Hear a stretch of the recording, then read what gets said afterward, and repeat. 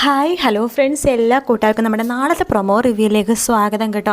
അങ്ങനെ അഞ്ജലിനെ രക്ഷിച്ചത് സെലിനാണെന്നുള്ള പേരിലാണ് എല്ലാവരും പറയുന്നത് കേട്ടോ. സെലിൻ ഇല്ലായിരുന്നെങ്കിൽ അഞ്ജലി മോളുടെ അവസ്ഥ എന്തായാലും പാവ അഞ്ജലി മോൾ ആകെ പേടിച്ചു പോയി എന്ന് മുത്തശ്ശി പറയുമ്പോൾ മനോരമൻ പറയുന്നുണ്ട്, അതെ അതെ പാവ അഞ്ജലി ബേബി ആകെ പേടിച്ചു പോയി. എന്തിനാ അഞ്ജലി ബേബി ഇത്ര തിരക്ക് പിടിച്ചു പോയത്?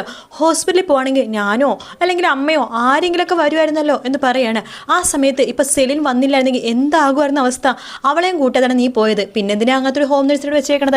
ഇവിടെ ഹോം നേഴ്സിനെ സെലിന് വെച്ചേക്കണത് നിന്നെ കാര്യങ്ങളൊക്കെ നോക്കാണ്. അപ്പോൾ അവൾ കാണാതെ നീ ഇവിടെ നിന്ന് പോകുക. സത്യം പറ ബേബി, നീ ഹോസ്പിറ്റലിൽ തന്നെയാണോ പോയത് എന്ന് മനോരമ ചോദിക്കുമ്പോൾ അഞ്ജലി പറയുന്നുണ്ട്, അയ്യോ ആൻറ്റി, ഞാൻ ഹോസ്പിറ്റലിൽ തന്നെയാണ് പോയത്. ഇതിലെന്തോ കള്ളത്തരമുള്ള പോലെ എനിക്ക് തോന്നണം. ഹോസ്പിറ്റലിൽ പോയി നീ എങ്ങനെയാണ് ബീച്ച് റോഡിലെത്തിയത്? ഹോസ്പിറ്റൽ എവിടെ കിടക്കുന്നു, ബീച്ച് റോഡ് എവിടെ കിടക്കുന്നു എന്ന് ചോദിക്കുകയാണ്. അഞ്ജലി പറഞ്ഞിട്ട്, അത് ആൻറ്റി, ഞാൻ ഹോസ്പിറ്റലിൽ പോയപ്പോൾ മനസ്സിന് ആകെ ഒരു ബുദ്ധിമുട്ട് പോലെ കുറച്ചു നേരം ബീച്ചിൽ ഒറ്റയ്ക്ക് തനിച്ചിരിക്കാൻ വെച്ചിട്ട് പോയതാണ്. മുമ്പ് നിനക്ക് ഈ സ്വഭാവം ഉണ്ടായില്ലല്ലോ. മുമ്പ് എൻ്റെ ജീവിതത്തിൽ ഇങ്ങനെ നടന്നില്ലായിരുന്നല്ലോ ആൻറ്റി. അല്ല, ബീച്ചിൽ നീ വേറെ ആരെങ്കിലും കണ്ടായിരുന്നോ? അല്ല ആൻറ്റി എന്താ ഉദ്ദേശിച്ചത്? അല്ല, ഞാൻ ചോദിച്ചെന്നുള്ളൂ, വല്ല പരിചയക്കാരി ആരെങ്കിലും കണ്ടോന്ന്. ഇല്ല ആൻറ്റി, അങ്ങനെ ആരും കണ്ടില്ല എന്ന് പറയാണ്. സെലിൻ ബേബി ഇവക്ക് വേറെ കുഴപ്പമൊന്നുമില്ലല്ലോ അല്ലേ? ഇല്ല, ഞാൻ പോയി വന്നപ്പോഴേക്കും അയാൾ ഓടി രക്ഷപ്പെട്ടാണ് ചെയ്തതെന്ന് പറയാണ്. എന്തായാലും ഇത്രയൊക്കെയല്ലേ സംഭവിച്ചുള്ളൂ. ഇനിയെങ്കിലും മോളെ നോക്ക്, ഇനി പുറത്ത് പോകുമ്പോൾ ദൈവത്തെ ഓർത്ത് ഞങ്ങളടുത്ത് പറഞ്ഞിട്ട് ഞങ്ങൾ ആരും വരുമ്പോൾ മാത്രം പുറത്ത് പോയാൽ മതി. അല്ലെങ്കിൽ ഇതേ സെലിനെയും കൂട്ടിക്കൊണ്ട് പോയിക്കോ. ഇപ്പോൾ ഇവളെ ഞങ്ങൾക്ക് എല്ലാവർക്കും ഭയങ്കര വിശ്വാസമാണ് എന്ന് മുത്തശ്ശി പറയാണ്. ശരി മുത്തശ്ശി എന്ന് അഞ്ജലി പറയുന്നുണ്ട്. ശേഷം അഞ്ജലിയുടെ ഫോണിലേക്ക് ശ്യാം വിളിക്കാട്ടോ. ഹലോ മോളു, നീ വീട്ടിലെത്തിയോ? ഒന്നും പറയണ്ട ശ്യാമേട്ട, ആകെ കാര്യങ്ങളൊക്കെ അവതാളത്തിലായി. എന്തു പറ്റി രാജകുമാരി? ഞാൻ വരുന്ന വഴിക്ക് ഒരു തട്ടിപ്പറിച്ച് പേഴ്സൊക്കെ തട്ടിപ്പറിക്കുന്ന ഒരാൾ വന്നിട്ട് എൻ്റെ കയ്യിൽ നിന്ന് പേഴ്സും സാധനങ്ങളൊക്കെ തട്ടിപ്പറിക്കാൻ വേണ്ടി നോക്കി.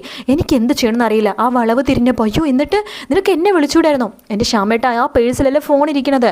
എന്നിട്ട് എന്തായിരുന്നു? എന്നിട്ട് ആ സെലിൻ കറക്റ്റ് സമയത്ത് അവിടെ വന്ന് രക്ഷിക്കുകയാണ് ചെയ്തത്. ഓ, സെലിനാണപ്പോൾ നിന്നെ രക്ഷിച്ചേ അല്ലേ? അതെ, സെലിനിപ്പോൾ ആ സമയത്ത് അവിടെ വന്നില്ലായിരുന്നെങ്കിൽ എന്താകുമായിരുന്ന അവസ്ഥ? ഓ, അപ്പോൾ സെലിൻ നിന്നെ രക്ഷിച്ചു. ശരി, ഇനി എങ്ങനെ എന്തെങ്കിലും ഉണ്ടെങ്കിൽ ഞാൻ സൂക്ഷിച്ചോളാം മോളൂ എന്നൊക്കെ ഇങ്ങനെ പറയാട്ടോ. അപ്പോൾ ഇങ്ങനെ പറയുന്നുണ്ട്, ഇനി നീ എവിടെയും വരികയാണെങ്കിൽ നമുക്ക് ഇത്ര ദൂരത്ത് വെച്ച് കാണണ്ട, വല്ല റെസ്റ്റോറൻറ്റ് വെച്ചിട്ട് കഴിച്ചിട്ട് ഞാൻ തന്നെ നിന്നെ വീടിൻ്റെ മുറ്റത്തേക്ക് എത്തിക്കാമെന്ന് ശ്യാം പറയുന്നുണ്ട്. ശരി എന്ന് പറഞ്ഞിട്ട് അഞ്ജലി ഫോം വെക്കാണ്. ശേഷം ശ്യാം നമ്മുടെ സെലിനെ വിളിക്കുകയാണ്. ഹലോ സെലിൻ, പറ ശ്യാം സർ. അല്ല, നീ എങ്ങനെയാണ് കറക്റ്റായിട്ട് ആ ബീച്ചിൻ്റെ അവിടെയൊക്കെ വന്നത്? അത് ഞാൻ അഞ്ജലി മേഡം ഇവിടെ നിന്ന് പുറപ്പെട്ടു എന്ന് കേട്ടു. അപ്പോൾ അഞ്ജലി മേഡം എവിടെയാണെന്ന് അറിയാൻ വേണ്ടി അങ്ങോട്ട് വന്നതാണ്. ആ ഭാഗത്തേക്ക് വന്നപ്പോൾ അഞ്ജലി മേഡത്തിന് ഒരാളിങ്ങനെ പേഴ്സ് ഇങ്ങനെ എടുക്കണ ഭാഗമാണ് ഞാൻ കണ്ടതെന്ന് പറയാണ്. ഓ, അപ്പോൾ നിനക്കതിനെക്കുറിച്ച് വേറെ ഒന്നും അറിയില്ലല്ലേ? ഇല്ല ശ്യാം സാർ. അല്ല, ശ്യാം സാർ എന്തോ ഉദ്ദേശിച്ചത്? അല്ല, ശ്യാം സാറിൻ്റെ പറച്ചിൽ കേട്ടാൽ തോന്നും ഞാനാണ് ഇതിന് പിന്നിലെന്ന് തോന്നുമല്ലോ. ഞാൻ അങ്ങനെയൊന്നും ഉദ്ദേശിച്ചില്ല. പിന്നെ ഒരു വക്കീലിൻ്റെ ബുദ്ധിയല്ലേ, ചിലപ്പോൾ അങ്ങനെയൊക്കെ ആലോചിച്ചു കൂടായി ഇല്ലല്ലോ സാർ. ഇതിൻ്റെ പിന്നിൽ ഞാനൊന്നുമല്ല.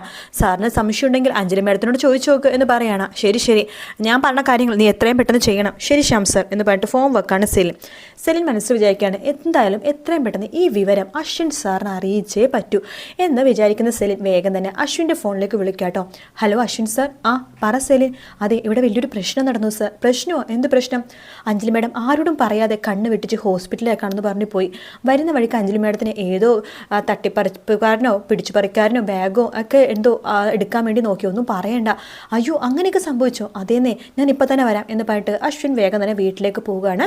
ശ്രുതി എടുത്ത് പറഞ്ഞ ജോലി പറഞ്ഞ സമയത്ത് തീർക്കണമെന്ന് പറഞ്ഞിട്ടൊക്കെ ആട്ടോ അശ്വിൻ പോകുന്നത്. അശ്വിൻ പോകുമ്പോൾ ശ്രുതിക്ക് വല്ലാത്ത സമാധാനം തോന്നുന്നുണ്ട്. അങ്ങനെ അശ്വിൻ വേഗം വീട്ടിലേക്ക് എത്താണ്. അശ്വിൻ ചോദിക്കേണ്ട, ചേച്ചി എന്താ സംഭവിച്ചെന്ന് ചോദിക്കുമ്പോൾ, അതൊന്നുമില്ല കുഞ്ഞ, എന്തായാലും കറക്റ്റ് സമയത്ത് സെലിൻ വന്നതുകൊണ്ട് രക്ഷപ്പെട്ടു. സെലിൻ അവിടെ എത്തിയില്ലെങ്കിൽ എന്താകുമായിരുന്നു ചേച്ചിയുടെ എത്ര പ്രാവശ്യം പറഞ്ഞിട്ടുണ്ടോ ആർക്കും പറയാതെയും ചോദിക്കാതെ ഇങ്ങനെ പോവരുന്ന്. കുഞ്ഞ, എനിക്കൊന്നും സംഭവിച്ചില്ല. അത് മഹാഭാഗ്യം. പക്ഷേ ചേച്ചി എന്തിനാ ചേച്ചി ഇങ്ങനെ പറയാതെയൊക്കെ പോണത്? അല്ല, ചേച്ചി എന്തിനാ നടന്നു പോയത്? ചേച്ചിക്ക് ടാക്സി വിളിച്ചുകൂടെയെന്ന്? അല്ലെങ്കിൽ ഇവിടെ ഉണ്ടല്ലോ ഡ്രൈവറെ കൂട്ടിക്കൊണ്ട് പോകാൻ പാടില്ലെന്നോ? എന്താ മുത്തശ്ശി, ഇവിടെ ആ സമയത്ത് ഡ്രൈവർ ഉണ്ടായില്ലേ? ഉണ്ടായിരുന്നു കുഞ്ഞ, ഞങ്ങൾ ആരെ അറിയിക്കാതെ ഓട്ടോറിക്ഷയിലോ കയറിപ്പോയത്. ഓട്ടോറിക്ഷയിലോ? ചേച്ചി എന്തൊക്കെയാണ് കാണിക്കണത്? അതോ കുഞ്ഞ, എനിക്ക് സമാധാനമായിട്ട് കുറച്ച് നേരം ഇരിക്കണമെന്ന് തോന്നി, അതുകൊണ്ട് പോയതാണ്. ഇനി മേലാൽ ഇങ്ങനെ ചെയ്യരുത് ചേച്ചി എന്ന് പറഞ്ഞിട്ട് അശ്വിൻ അവിടെ നിന്ന് പോവുകയാണ്. നേരെ ബാൽക്കണിയിലേക്ക് ഇരിക്കുന്ന സമയത്ത് അവിടെയൊക്കെ സെലിൻ വരികയാണ്. സർ, എനിക്ക് സാറിനോട് ഒരു കാര്യം പറയാനുണ്ട്. എന്താ സെലിൻ? അത് അഞ്ജലി മാഡം അയാളെ കണ്ടിട്ടില്ല, പിടിച്ചു പറിക്കാൻ വന്ന ആളെ കണ്ടിട്ടില്ല എന്നൊക്കെ പറഞ്ഞ സത്യം തന്നെയാണ്. ഞാനും അയാളെ കണ്ടൊന്നുമില്ല. പക്ഷെ ഞാനെൻ്റെ ഒരു സംശയം പറയാണ് സർ. എന്താ സെലിന് ആരെങ്കിലും സംശയമുണ്ടോ? ഉണ്ട് സർ. ആ ശ്യാമാധവിന്, അഞ്ജലി മാഡത്തിൻ്റെ ഭർത്താവിന് അതെന്താ അയാളെ സംശയിക്കാൻ കാരണം? അത് വേറൊന്നല്ല, പിടിച്ചു പറിക്കാൻ വന്ന ആള് കറക്റ്റായിട്ട് അവിടെ എത്തുകയും അതിനു മുമ്പ് അഞ്ജലി മാഡം അയാളോട് സംസാരിക്കുന്നതൊക്കെ ഞാൻ കണ്ടതാണ്. ഓ, അപ്പോൾ അങ്ങനത്തെ ഒരു സംഭവം ഉണ്ടായില്ല ഇതിനെപ്പറ്റി? ഉണ്ടായിരുന്നു സർ. ഞാൻ അഞ്ജലി മാഡത്തിനെ എന്നോട് പറയാതാണ് അഞ്ജലി മാഡം പോയത്. ഞാൻ ഒരുപാട് കഷ്ടപ്പെട്ടാണ് അഞ്ജലി മാഡത്തിനെ കണ്ടെത്തിയത്. എന്തായാലും നന്നായി സെലിൻ, നീ ആ കറക്റ്റ് സമയത്ത് അവിടെ എത്തിയില്ലെങ്കിൽ എൻ്റെ ചേച്ചിക്ക് എന്ത് സംഭവിക്കുമായിരുന്നു? എന്തായാലും ഞാൻ ഇതിനുള്ള ഉള്ള പാരിതോഷികമായിട്ട് നിനക്ക് സാലറിയുടെ കൂടെ പൈസ ഇത്തിരി ഇതാക്കി തരുന്ന പറയുമ്പോൾ അതൊന്നും വേണ്ട സർ, ഇതൊക്കെ എൻ്റെ കടമയല്ലേ അഞ്ജലി മാഡത്തിനെ നോക്കുക എന്നുള്ളത്. എന്തായാലും ഞാൻ അഞ്ജലി മാഡത്തിനെ നന്നായിട്ട് തന്നെ നോക്കിക്കോളാം. അഞ്ജലി മാഡം കണ്ണ് വെട്ടിച്ച് പോയിട്ടോ? ഓ, അത് കുഴപ്പമില്ല സെലിൻ, എന്തായാലും നന്ദിയുണ്ട്, താങ്ക് യു സോ മച്ച് എന്നൊക്കെ പറഞ്ഞിട്ട് അശ്വിൻ ചിരിച്ചുകൊണ്ട് അവിടെ നിന്ന് പോവാണ്. സെലിന് സന്തോഷമാവാണ്. കാരണം അശ്വിൻ്റെ ആ മനസ്സിലിടാൻ പറ്റിയല്ലോ അത് ആലോചിച്ചിട്ട്. അതേസമയം നമ്മുടെ ശ്രുതിയാണെങ്കിൽ പണി ഇങ്ങനെ എടുത്തുകൊണ്ടിരിക്കുകയാട്ടോ. അയാൾ ചിരിച്ചുകൊണ്ട് പണിയെടുക്കണമെന്നാണ് പറഞ്ഞ 24 മണിക്കൂർ. ഇപ്പം അശ്വിൻ സേരം നല്ല ഉറക്കമായിരിക്കും, ഒരു പണി കൊടുത്താലോ എന്ന് ശ്രുതി ആലോചിക്കുകയാണ്.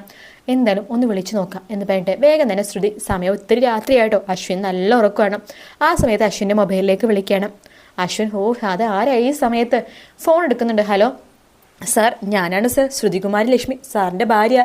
ഓ, എന്താ ഈ സമയത്ത്? സർ, സാറ് പറഞ്ഞ ജോലികൾ ഞാൻ ചിരിച്ചുകൊണ്ട് സന്തോഷത്തോടെ ചെയ്യുകയാണെന്ന് പറയാൻ വേണ്ടി വിളിച്ചതാണ്. ഓ, വാട്ട് ദി ഹെൽ, അത് പറയാൻ വേണ്ടി ഈ സമയത്താണ് വിളിച്ചത്?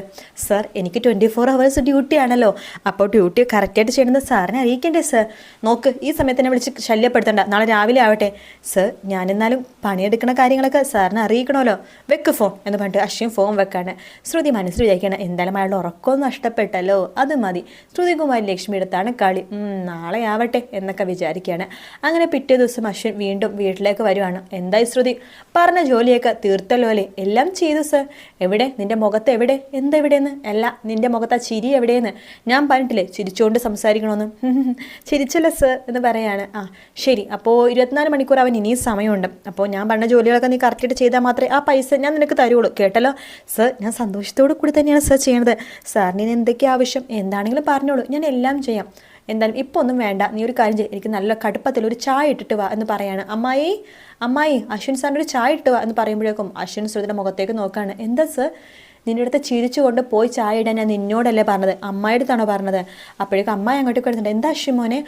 ഒന്നുമില്ല, ഞാനൊരു ചായ ചോദിച്ചതാണ്. ആ അതിനെന്താ, ഇവൾക്ക് ഇവിടെ വേറെ എന്താ പണി? എടി ശ്രുതി, പോയി ചായ എടുത്തിട്ട് വാടി എന്ന് പറയണം. ഓ ശരി സർ, ഞാൻ ചായ എടുത്തിട്ട് ഇപ്പോൾ വരാവേ എന്ന് പറഞ്ഞിട്ട് ശ്രുതി ചായ എടുക്കാൻ വേണ്ടി പോകാട്ടോ. അമ്മായി പറയുന്നുണ്ട്, ഇവളൊരു കാര്യം, ഒരു കിറുക്കി പെണ്ണാണെന്നേ, ഇപ്പോഴും 10 വയസ്സുള്ള കുട്ടികളെ ബുദ്ധിയും ബോധവും അവൾക്കുള്ളൂ.